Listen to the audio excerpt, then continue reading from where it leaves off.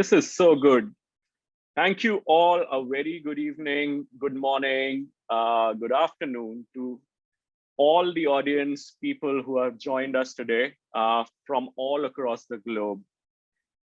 So glad to be a part of this inaugural workshop of India's most awaited study abroad event by iSchoolConnect. So I'm completely honored, I'm completely flattered that all of you have joined us today for this session, for this 3-day long marathon of workshops, info sessions, networking by one of the world's largest and most renowned universities and educationalists from across the globe. So we'll wait for a couple of more minutes for your fellow colleagues to join. Meanwhile, please use the chat section to tell us which city are you from and what are your expectations from this session. So looking forward to hearing from you. Use the chat section and tell us where you're from. And if you have certain expectations, please do tell us. Wonderful. We have people from all across India. We have people across so many cities: Bangalore, Chennai, Mumbai, New Delhi. I see people joining from so many cities. Wonderful. I'm flattered. I am flabbergasted by the response and love you all have given me. Okay, so what we have done is split this event, this marathon event, for 3 days: the 16th, which is today, the 17th and the 18th, and we'll be going across 12 sessions, 12 workshops aligned towards studying abroad. Okay, so join us for 16 from 5 to 9 p.m. today, where we take you through multiple sessions throughout the day, as well as the same continues on the 17th as well as the 18th. For all of you who have joined us recently, thank you so much for being part of the iSchoolConnect Study Abroad Fest. And considering that it's our inaugural session today, it's great to have you all over here. We have, for the first session, we have a very, very interesting topic, and one which I'm sure all of you have a lot of questions around. So our very first topic of this wonderful workshop, the inaugural workshop, is top study abroad destinations across the globe, and which one fits you, okay? Which one is better for you? So we'll be discussing a lot of things from and covering a lot of countries, including the US, UK, Canada, Europe, all that stuff. And we have a great panel with us who will be giving you a great bunch of knowledge, great bunch of insights across all these top study abroad destinations. Okay, wonderful, wonderful, wonderful. So we'll perhaps quickly introduce to the panelists that we have here. Okay, we have here today with us Pimlak from LIM College. Okay, so great to have you here, Pimlak.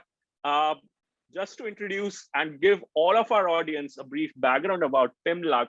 So Pimlak is part of LIM College's International Business Development team. She has over 10 years of experience in international education.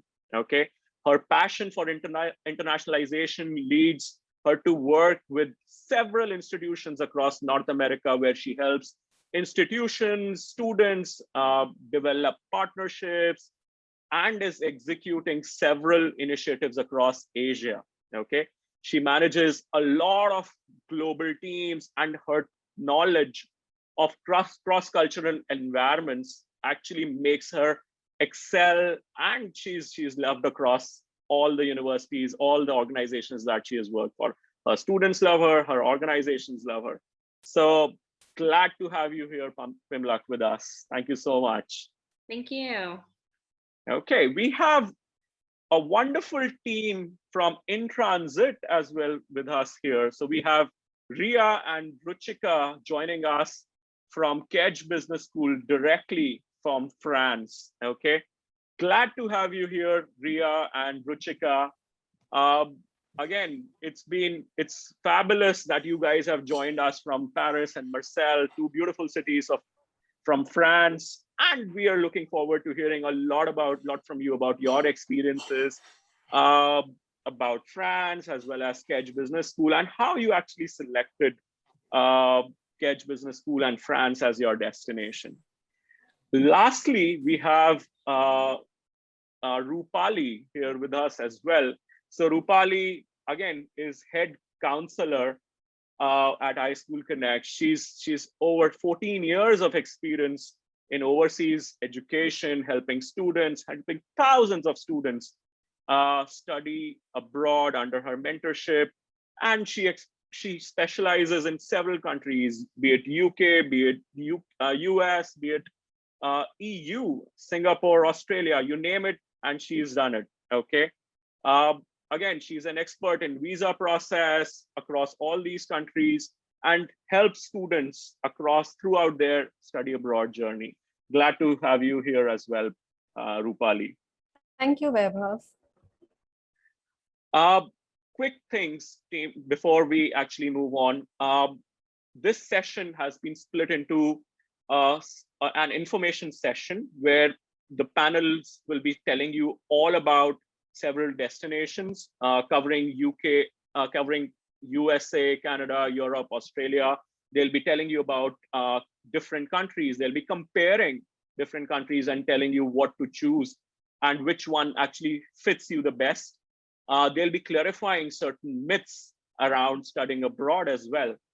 And towards the end, we have a special giveaway for all of you who have joined us today. So stay tuned, stay with us for the duration, and we have a wonderful surprise for all of you who have joined. Keep sending us questions using the chat section, and we'll address all those questions towards the end of this session. Okay, so last 20 minutes is allocated towards Q&A. So we'll get started. Pim, over to you.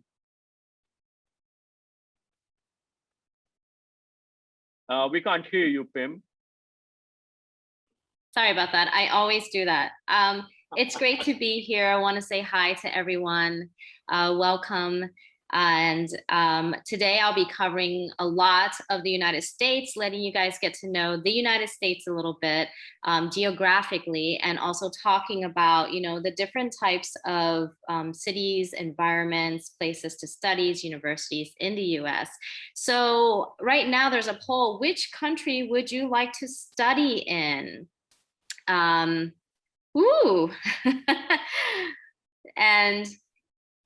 it's for everybody to go. It says, so we have the US, the UK, Germany, Canada, Australia, Europe. You guys have so many to choose from. I'm seeing a lot of England or the USA, Singapore, USA, UK, Europe, Canada. You guys, that's amazing that there's such a variety of students who want to study in many places globally. I can't wait to see what the results are going to be. So how much time should we be giving for you? I think so. We should give another 5 seconds, requesting all of you who haven't voted yet. So quickly vote, and so that we know and we tailor our recommendations, tailor our information to the cities that you selected. Okay. I am loving the interaction in chat too, so that's great. Can we have the results, please? Awesome. Okay, awesome. Okay, so we see, Pim, we see one of the top countries that our audience has selected is the US. Yes. Okay, about 67% of our audience has selected US. Next, we are followed by Canada, and Canada and UK are quite close. So 45% for Canada and 44% for UK. Okay, and I see it's a mixed diverse of audience.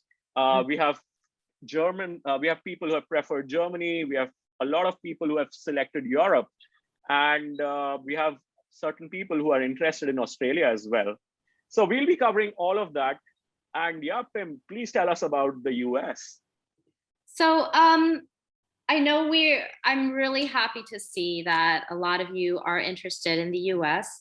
Just a little bit about my background. I've been working in higher education for 10 plus years now.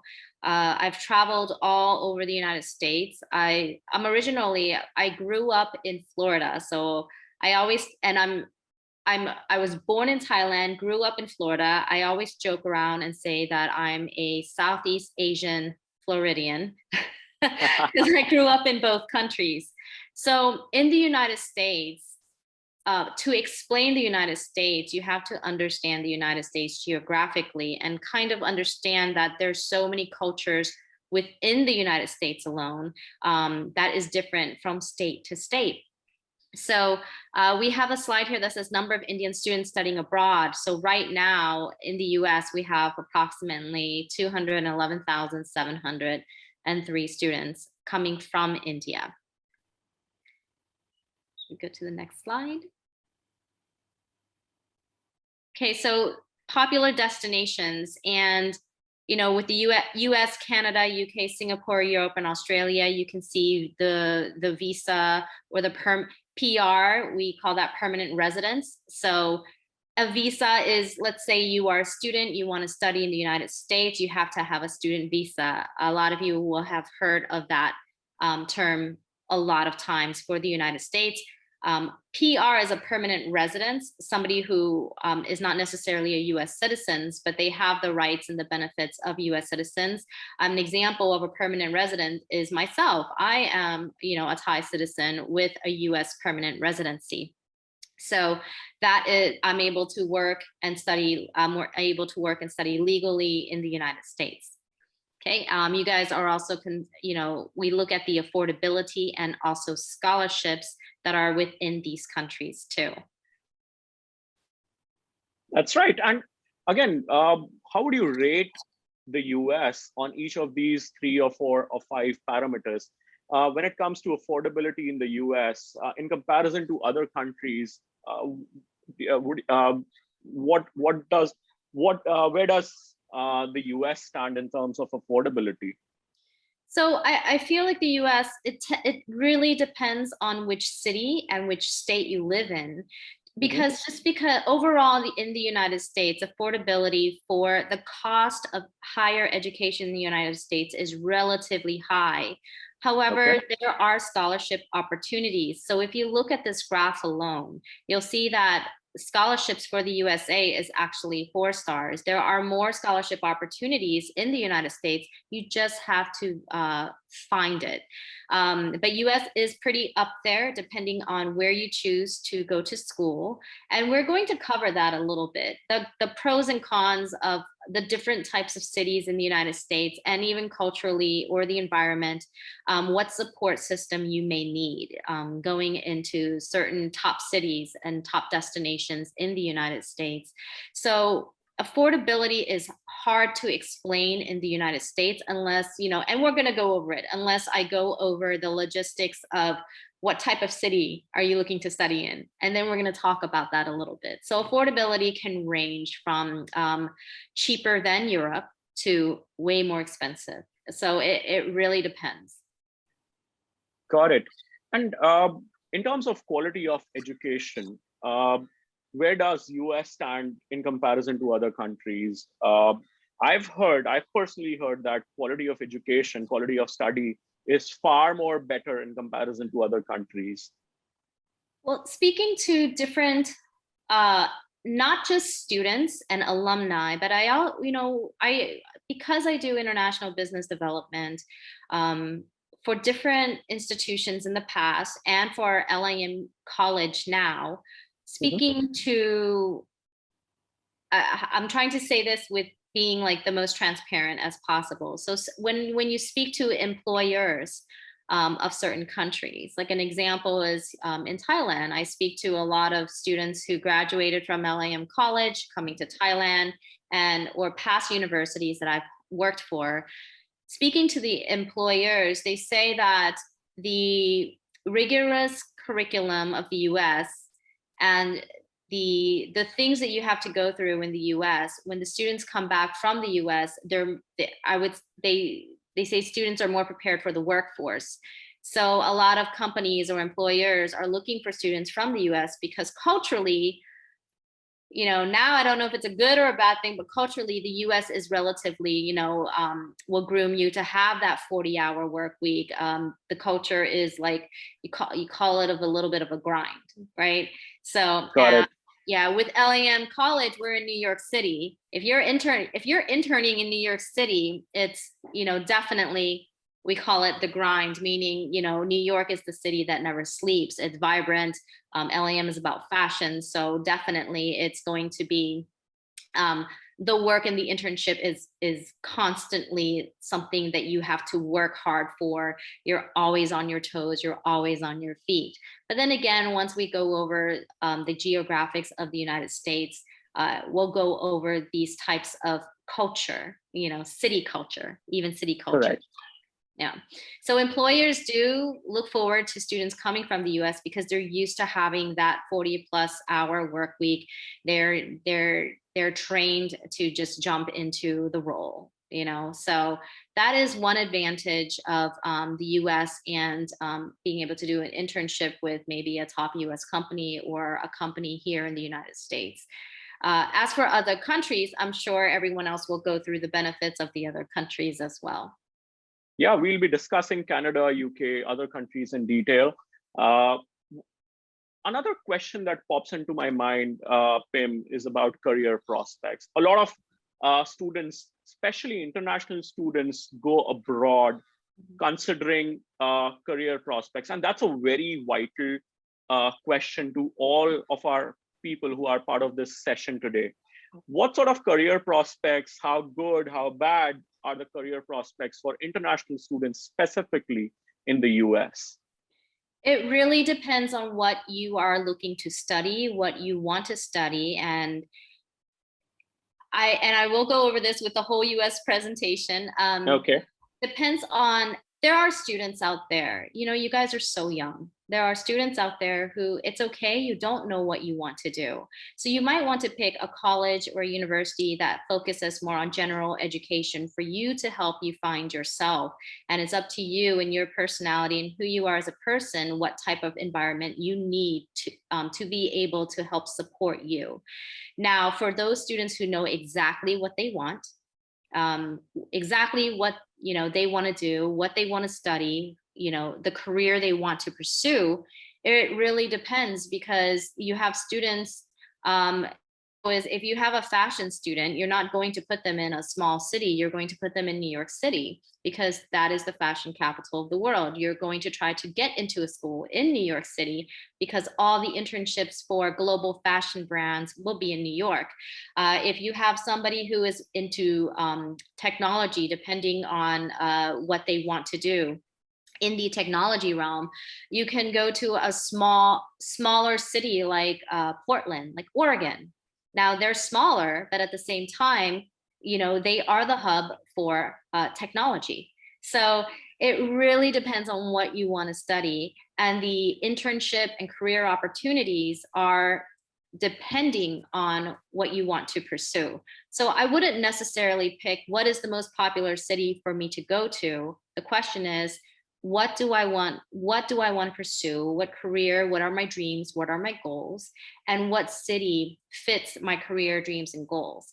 And if I am one of those students who I don't know what I want to do yet, what is the best environment for me to thrive in as a person to find what I want to do? So there's, it just depends on what type of student you are. Got it. Absolutely. Some wise words up. And I completely agree and completely resonate with what you just said. So there are myths about around studying abroad. Myth number one, a dream only for the toppers. Myth number 2, it's too expensive. Myth number 3, not safe for students. Myth number 4, struggling with the curriculum. Myth number 5, hang out with same nationalities. You know, for myth number 1, a dream only for the toppers. I can tell you right now, I was never a topper, but at the same time, I was able to find my way and find myself in university. If you work hard and if you are consistent, work with your counselors here at iSchoolConnect. You know, they can advise you to help you get to where you need to be. And where you need to be, you might start, some students are toppers and they are going to go into the schools that every parent dreams of, that every student dreams of, you know, but majority of the time, get into a school that is good for you and your development and your growth, and also price range. Don't, you know, don't push yourself into something you're not ready for, but push yourself into something that is good for you and where you're at, you know, in life and in your studies. Myth number 2, too expensive. In the US presentation, we're going to go over this. What is considered too expensive, depending on what type of city, university, college you are going to live in, type of the region, you know, the living expenses, and you know how well you research scholarship options, or how well you know you find other opportunities to help support you out there. Myth number 3, not safe for students. I think worldwide, you know, if you look at anywhere in the world, any location that you go anywhere in the world, there's always going to be, you know, locations where, hey, this area, not safe. Just don't go there. And this area, this is safe for you. It's supportive for you. Usually in the United States, if you're in a university environment or around, if you're part of a university environment, that area are meant for students. So the support system and the security that most universities and colleges will have like kind of like a security system for students, whether it's, you know, some colleges, universities that are the campus is really big, or a smaller town or a mid-sized city campus might have like security that walks you to your car, or, you know, escorts you to your car, or they'll give you good advice and tips on, you know, they'll have orientation that gives you advice and tips on how to stay safe, and not just for, you know, the United States, but for anywhere, you know. Struggling with the curriculum, myth number 4. You know, I always tell students, no matter what, and I've worked with so many students, I've worked with so many Indian students, you know, someone who might have medium grades might not get into like an Ivy League university, but, or even start out in another type, like a college, or you don't have, you know, if you don't have the grades to aim for Ivy League, but you have the grades to be able to go to a pretty good university with a great support system, they have the support. Most schools will have support systems to help international students, you know, whether it's mentoring programs or education services to help you acclimate. If it's your first time in the United States, they'll help you acclimate. Some will have writing centers or math, you know, or math centers. I find that usually students from Asia don't need math centers, but they might need, you know, writing centers. And then myth number 5, hang out with the same nationalities. That is completely up to you. I always tell students, hey, you know, whoever you hang out with when you get to university, they're going to be your global friends and partners in the future. You know, like some of my university friends that I've met, I went to an international school. So some of the friends that I have met, whether they are from Germany, Japan, Korea, obviously from the US, from Europe, around, you know, we become each other's network. You guys are studying the same thing. You guys are, you know, it's up to you to be able to make network while you're at school and become really good friends to the point where they're almost family, and you guys can call each other from anywhere in the world and just help each other out. So Absolutely. Yeah. So university is not just going there to study, but it's also a way to grow your global network. And this is what I tell students all the time. Correct, correct. And engaging with your fellow peers from other countries improves your perspective. Again, you get to learn a lot about other cultures, how people react, how people engage, how people, again, it helps with your negotiation skills when you are actually in the real world. So that has a lot of advantage. So 6 things that will make traveling to another country easier, definitely. You have certain things here that no matter what country you go to or what city you go to, whether it's the US or anywhere in the world, please look into everything that they say here, like get your own transport. Obviously, we just covered learn to network, pack smart. What is packing smart? Right. There would be a list of things, and I'm sure your, iSchoolConnect counselors can definitely help you and guide you in that. And universities usually would have a checklist for you and provide it for you, or you can request for one if they haven't given you one. Or if you have a counselor that you work with, definitely talk to them and say, okay, what are the necessities that I need to bring as an international student? I love to travel while you can, especially in the United States. If you're traveling in the US or you're anywhere in the world, you have access to other cities, states, provinces. While you're there, make the most of it. I know we're in the midst of a pandemic right now, but but countries are opening up. Europe is opening up, the US is opening up, um, with the vaccinations and everything. So depending on the situation, where you're going, look into that. Share a rented space. I know this sounds funny. When I was in university, I love the condo we were at, but there was 8 of us in one condo, and those are my sisters for life. Sometimes they become like your best friends and almost like family, and that's a part of your network too. You learn how to navigate in shared spaces together. That also helps you not just during university, but in life, in being able to connect and adjust and adapt to different personalities, people, and situations. Learn the metric system. That's vital, yes. Yeah, that was something that it was the opposite for me. So definitely yes. So these are very good advice, and the get your own transportation we'll go over soon.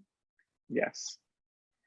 Okay, jumping directly to country specific. Okay, and yes, we'll have to rush a couple of things, but over to you, Pim. Yes. So I think we're going to go more specific into the United States right now. Okay. Okay.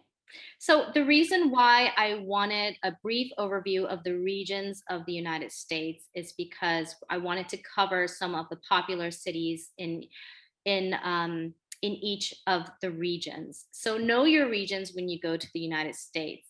You have your New York. The West is obviously probably the most popular state in the West, for example, is California.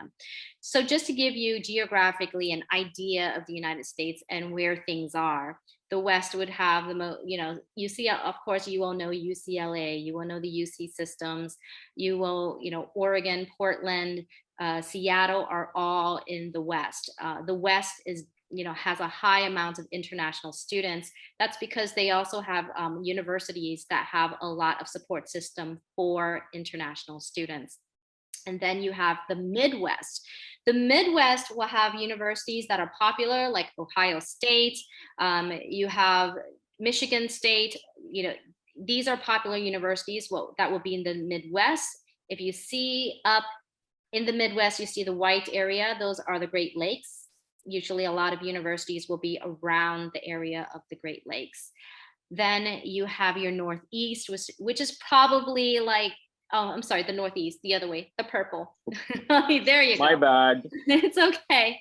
You have the Northeast, which we're going to talk about a lot. We're going to talk about the West and the Northeast a lot, just because they are the regions that have the most international students and the highest support systems for international students. LAM, college, where we are fashion business. We are located in New York City because it's the fashion capital of the world. So Northeast will have Massachusetts, which is Boston, like Boston University, Harvard, your Cambridge, you will have obviously New York University, NYU is there. So that's to give you an idea of, okay, where the Northeast is. And to give you an idea of from the east to the west, the Northeast, flying from the east to the west takes approximately 5 hours, just to give you an idea of the landscape and the travel from East Coast to West Coast. And then the Southeast, I always say I'm a Southeast Asian Floridian because I'm from Florida and I grew up in the South. So in the Southeast, you have like Georgia Tech, that is in the South. You have popular cities like Miami, which is located in Florida. You have Atlanta, Georgia, which is another great city that support international students. And then the Southwest, I'm sorry, I skipped the Southwest, which is number 3. My apologies for that. Has Texas. You have cities like Houston, Texas, Dallas, Texas, that have large universities that will help support international students as well. Okay. Next Wonderful. slide. That's a very detailed approach and a very systematic approach to defining regions and various universities. Yes. And we're going to start off with the mid-sized cities in the United States. Mid-sized city, I consider mid-sized cities in the United States are cities like Orlando. You have your, I think, even though Houston sounds big, I think, when you compare it to like a New York City or a Los Angeles, it's a little bit smaller. I would consider that more of like an Austin, Texas would be a good mid-sized city. Austin, Texas, which is it's also a tech hub of, with great internship opportunities there. So mid-sized cities in the United States, those are examples of mid-sized cities. A lot of you are looking to study and score an internship that will help you for your future, and also maybe OPT opportunities. OPT is optional practical training, basically being able to legally work in the United States after you graduate, maybe for up to a year or more. So mid-sized cities, please look in. Some will have mass transportation systems, but most do not. For mid-sized cities, with the slide before, when it says look into transportation, if you don't know how to drive, you might need to learn how to drive. So you might need to if you're not learning how to drive while you're in India and you go to the United States, you might need to look into setting up a time and looking into the rules and regulations of getting your driver's license in the United States, learning how to drive and to navigate the landscape. Because if you are taking public transportation, it can either be very dangerous or it could be extremely expensive if you're taking an Uber from place to place. Because mid-sized cities usually, if you're not driving, it's going to be expensive for you. But if you drive, you can save a lot of money. And cars in the United States, I always find that cars in Asia are like 3 times the price of what a car in the US will cost. That's right. Don't go for a brand new car. You can go for like a really good secondhand or used car that you can purchase. That will probably be 3 times cheaper than a decent car that you would get before you would even come, that would be more expensive in India. I always joke around and say, here in Thailand, I'm actually in Bangkok right now visiting family, but in Bangkok, a Toyota Camry is 3 times the price of a Toyota Camry in the United States. That's just an example. Wow. To be able to drive certain cars here in Bangkok, you would have to have a lot of money. To be able to drive those cars in the United States is actually might be within your budget. So do that research in that city. Look at car prices of secondhand cars, and if you don't know how to drive, look into learning how to drive, or learn how to drive before you get to the United States and get yourself an international driver's license. Okay. Diversity, again, mid-sized cities are pretty good. I think mid-sized cities are pretty good with diversity. I think that certain cities, especially around the university area, diversity will probably be key. And I always tell students, always look at the diversity. That's something you want to, some students want the diversity, and some students want to go into a smaller town where, they want that whole all-American experience or something. So it just depends on what you are looking for. But the more diversity, the more options you will have for entertainment options like restaurants. I find that for Indian students, restaurants are very important, or the grocery stores are very important, because you are not going to get, for mid-sized city, it's going to be very hard to find restaurants that will taste like home-cooked meals for you, or that will be authentic food from where you're coming from. So if you don't know how to cook and you are very picky with your food, you have to learn how to cook. And buying groceries is a lot cheaper than eating out in the United States. So grocery shopping is the key to saving money. So, and eating healthy too. Okay. So we are, sorry, Pim, we are running short on time. So sorry, we'll have to quickly. Yeah, I'll speed it up. I'm so sorry. I'll go to the next slide. And small size cities, an example of a small size city or a university that's popular in a small size city would be like SCAD in Savannah, Georgia. It's a very small town, but it's a very university vibe. The entire town is basically SCAD students. That's an example of a small size city. In the United States, there's more sense of a community there. And if the town, for small size cities, if you like that type of environment, you have to be careful, because sometimes small size cities might not have internship or OPT opportunities. You might have to look at OPT or internship opportunities outside of that city if that town does not specialize in in the career you're looking for. Okay.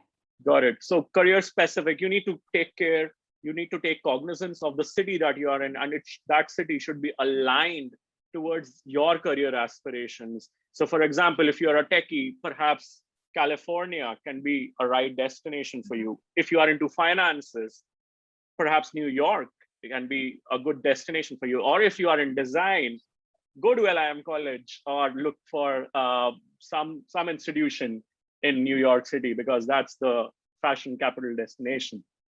Okay, this is good. If you're going for small size or medium sized cities, look at companies that offer E-Verify, because companies that offer E-Verify are most likely to take in international students on OPT. Got it. Thank you so much, Pim, for summarizing the US. We'll perhaps move on to another destination, which our folks over here, they categorized and they showed a lot of interest towards. So Canada is the destination and the second most preferred destination among our audience over here. So over to you, Rupali. Thank you, Vaibhav. Hi, everyone. So I would say, as we have seen, there were approximately 45% of the students who showed interest towards Canada as a destination to go forward with their higher education.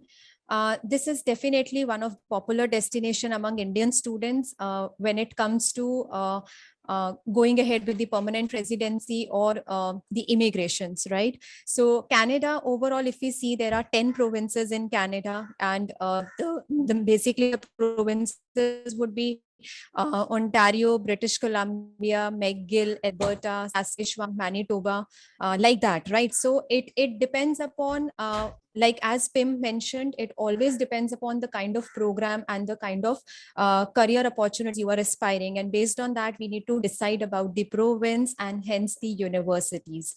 So we will see when it comes to Canada, the education system is basically divided into studying in the colleges, which are known as community colleges in Canada, versus studying in the universities. So Canadian education system, they are even welcoming the international students to come and take up up the diploma programs of 2 years or 3 years immediately after grade 12th. If they want to do not enroll themselves for a 4-year bachelor degree, they want to save on the cost. This is the easier route to enter Canada by taking up a diploma program. In case if the student is already done with the bachelor's and they just want to take up a 1-year shorter graduate certificate program, so these are available for someone at the PG level. So all the community colleges are basically helping the international students with such short duration programs, which can definitely fetch you a job, and moving forward within a span of time, you can easily file your permanent residency as well. But when it comes to universities, yes, similarly like US, they also follow a very strict admission criteria. It's a 4-year bachelor's degree and a 2-year master's degree. Whether we want to go for a MS or an MBA would be anywhere in the range of 1 to 2 years in Canada. In terms of the cost comparison, I would say the diploma programs or the graduate certificate programs would definitely be cheaper as compared to something available in universities. But at the end, if you ask me about the recognition, both the courses in Canada and across the world is recognized. So we shouldn't be thinking that what will happen to my career if I end up going for a diploma program, right? So that is definitely accepted across the globe. With both the approaches, the students are able to fetch good jobs, and they are in a position to file their permanent residency. The concept of stay back in Canada is, if you go for a 2-year program, you get a 3-year of stay back, right?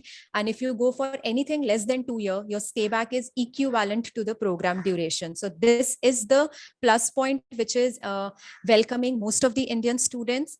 I am not sure if you people are aware, but then as far as the official languages is concerned, other than English and French, Punjabi is the official language. So you will see most of the Okay. North Indians targeting Canada. So that's another, I could say, the North India settling in Canada, right? So that is the thing. Average cost, if I have to see, on an average, diploma fees would be, tuition fees somewhere would be $20,000 to $25,000 for an year. Whereas for the universities, it can extend to $30,000 per year. But yeah, overall, comparing with US, we can definitely save on expenses. Education wise, it is worldwide recognized. Stay back wise, you are getting the opportunity for a longer stay back. And yes, over a period of time, it's a investment right now, but we can think about our family that in the future, 4 years, 5 years down the line, you can call your parents and you can simply enjoy the permanent residency in Canada. I would say the top courses and industries in Canada would be business. I like basically the engineering programs like computer science, mechanical engineering, and so on. Science programs, I could see many students asking about pharmacy, psychology. Yes, this is the country where you can look for psychology or pharmacy programs as well, even public health. And the industries would be the relevant, like business, then it is banking and finance, the computer, IT, hospitality is one of the preferred industry in Canada as well. So overall, yes, any student from this background targeting Canada, this is the destination for you all. Got it. Got it. And where does the UK stand in comparison to the US or Canada? We see that UK was the third most preferred country among our audience. And in terms of student volume as well, UK is pretty vibrant and pretty popular. So what's your Correct. opinion about the UK? Yes, so UK, I would say definitely UK has like most of the Indian students have started opting for UK, either purely applying to only UK or as a combination with Ireland, or sometimes they keep a combination with US as well. Because when it comes to going for a course which falls into a specialization or very niche and specialized programs, US and UK are the destination where we can think about the program and we are there. We have so many universities in the US and UK with generic as well as specialized programs. So that is where UK has definitely becoming a preferred destination among international students. And with this new stay back option of getting a 2-year stay back post your course completion is also welcoming the international students to explore UK, because education wise, the quality, the entire recognition, everything, it is at par with other destinations. The plus point of UK, I would say, is bachelor degrees are just 3 years. So obviously you are saving on 1 year if it is like as compared to US and Canada. The same goes with masters. Masters degrees are generally 1 year in the UK. So again, if I'm going to US, Canada, Australia, I will have to spend my 2 years of time and money to complete the program. Whereas in UK, I can have a 1 year master's degree. And most of the students, they generally think that whether my 1 year master's degree would be acceptable across the globe or not. But yes, these degrees are worldwide recognized. It's just that the 2 year curriculum is compressed, and that will be taught to you in a 1 year span. Whereas 9 months is purely your course, and the last 3 months would be your elective or major in any specialization you are looking for. Top courses, I would say, in the UK is again the same, like most of the students targeting UK are basically for the MBA or the business related disciplines. Engineering is a popular destination among all the, is a popular discipline among all the destinations. When it comes to science related programs, or we have started seeing students targeting architecture in the UK, there is psychology in the UK. We can also look for law. Like most of the students targeting law, we can definitely keep UK as an option for them, because our current degree is definitely acceptable to take up an LLM in the UK.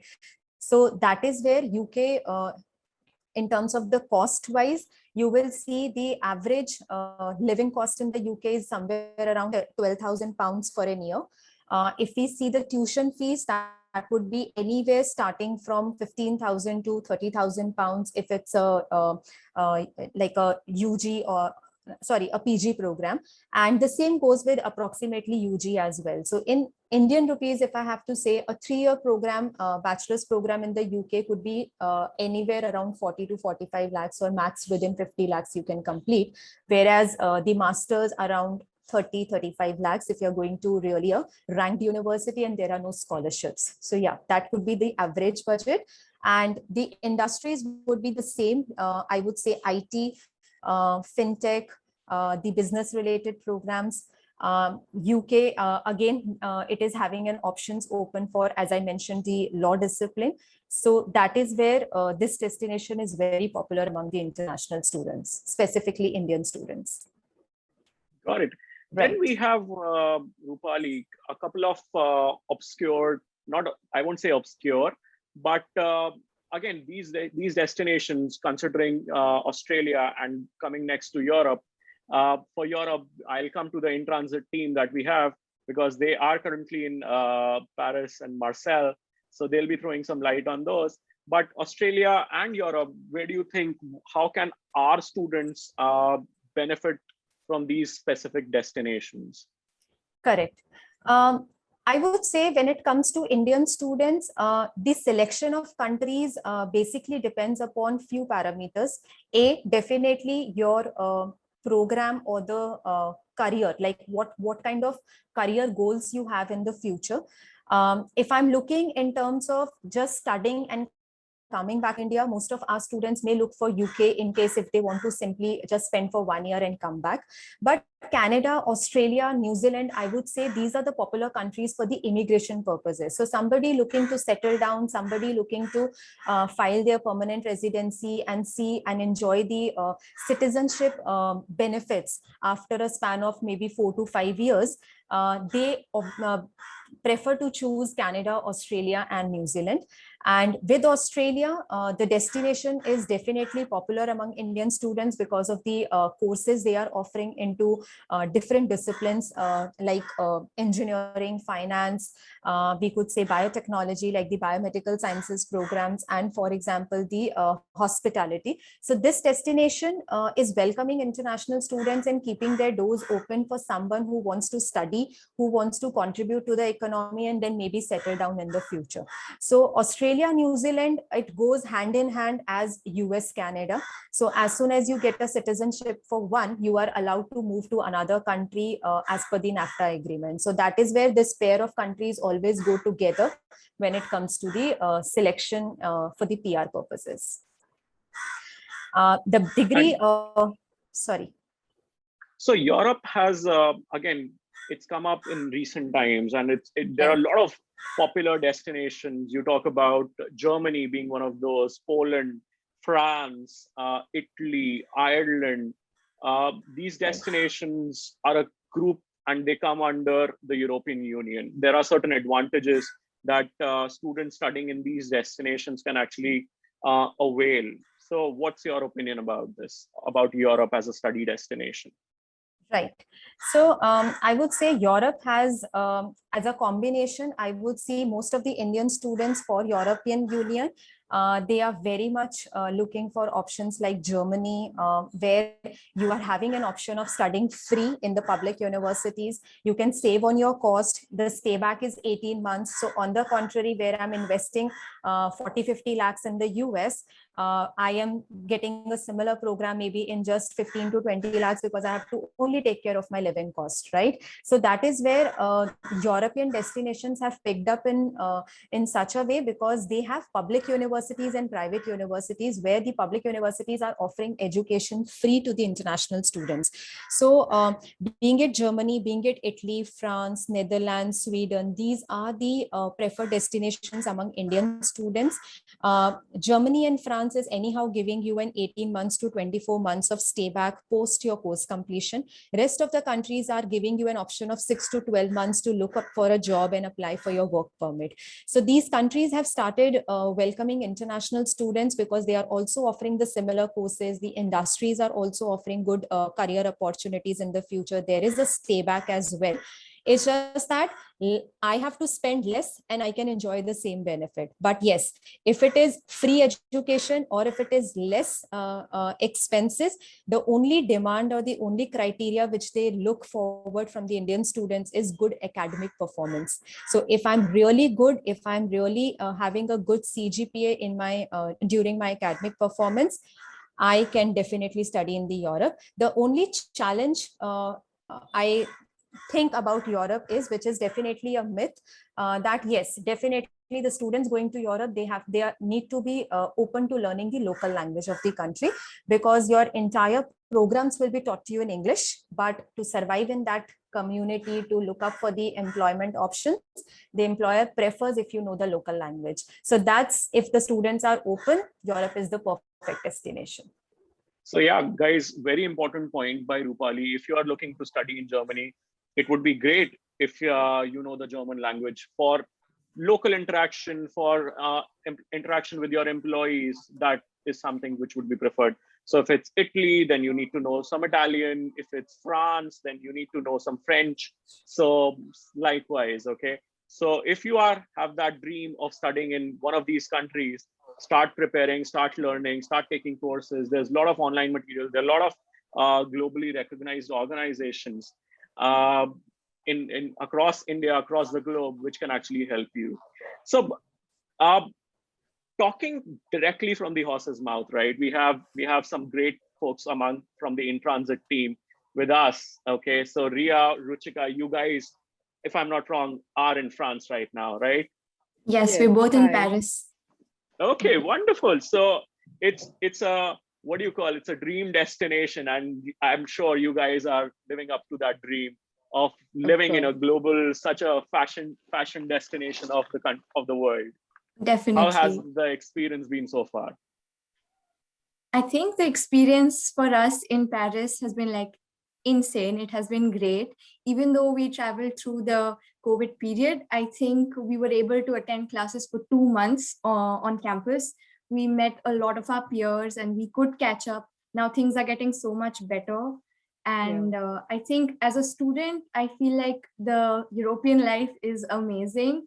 And of course, we had to learn like French, but these schools and our business school, Catch Business School, also offers us French courses. So that's one great thing, that these schools are actually trying to, welcome you to the culture, make you learn the language, etc. So it's actually been amazing. Yeah, Okay. and it's only respectable to learn the language if you're going to a country that doesn't speak English as their first language. And moreover, I think during this whole quarantine time, the fact that we both had each other was very easy. It made the whole experience much easier because I don't know how we would have dealt with it alone. So Absolutely. And Ruchika, throw some light. Why did you select France as a destination, and why did you select Kedge Business School as your master's institution? well, Ria and I, we both have been studying French since like 8th grade in our school.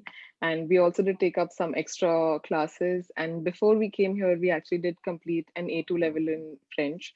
Okay. So it was just more reason to come here. And honestly, personally, I do not want to go to the US or the UK because everybody goes there. And I just wanted something really different. So, well, I'm really happy to be here and it's like a dream, to put it short. So throw some light on the course that you are studying, and Right. how is academics different from different in Kedge versus something if you might have studied in India? Well, for us, we're both doing like a digital marketing course. So Mhm. we are doing actually a 2 years master's, and because our bachelor's was of 3 years, we had to complete a 2 year master's. If you have a 4 year bachelor's, you can just do a 1 year master, and that will be fine for you.